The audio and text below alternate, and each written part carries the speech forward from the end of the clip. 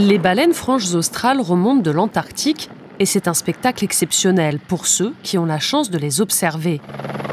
Depuis plus de 50 ans maintenant, les chercheurs réalisent une étude annuelle sur les baleines qui évoluent au large du Cap en Afrique du Sud. Ils photographient les cétacés, les comptent et évaluent leur état de santé. Celle qui dirige l'étude aujourd'hui, Els Vermeulen, surveille de près les évolutions. Nous considérons la baleine australe comme une sentinelle qui nous montre l'impact du changement climatique. Ces baleines qui viennent sur notre côte en Afrique du Sud sont porteuses de messages sur les changements de l'écosystème et nous devons écouter ce qu'elles ont à nous dire. L'équipe explore des centaines de kilomètres de littoral dans l'espoir de photographier les baleines et plus particulièrement les callosités qu'elles ont sur la tête.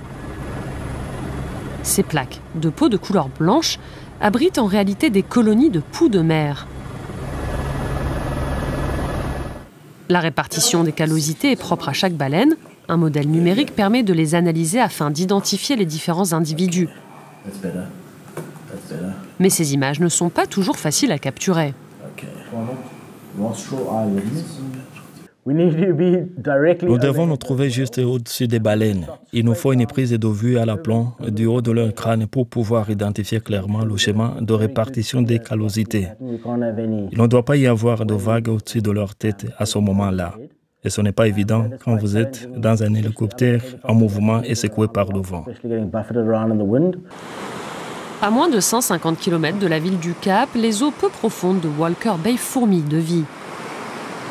À côté des baleines franches, la baie accueille des baleines à bosse qui font halte ici avec leurs baleineaux lors de leur migration annuelle le long de la côte orientale de l'Afrique du Sud.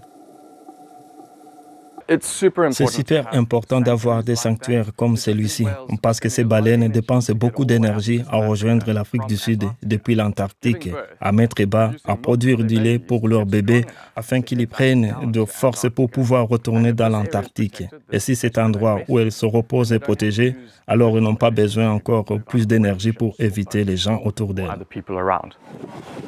En dehors de la saison protégée, il y a beaucoup de monde dans ces eaux. L'Afrique du Sud abrite la plus grande population de baleines franches australes dans le monde. Elles sont plus de 6500 à traverser ces eaux cette année. Les scientifiques ne sont donc pas les seuls à vouloir les observer. Des milliers de touristes du monde entier viennent à Hermanus dans l'espoir d'apercevoir ces gentils géants. Et cela contribue à dynamiser l'économie locale. Le tourisme s'est beaucoup développé dans la région autour des 20 ou 30 dernières années. Mais cette activité nous a vraiment donné un gros coup de pouce et nous place même loin devant d'autres villes de la région. L'impact a été considérable et sur le plan financier, cela fait vivre énormément de gens autour d'ici.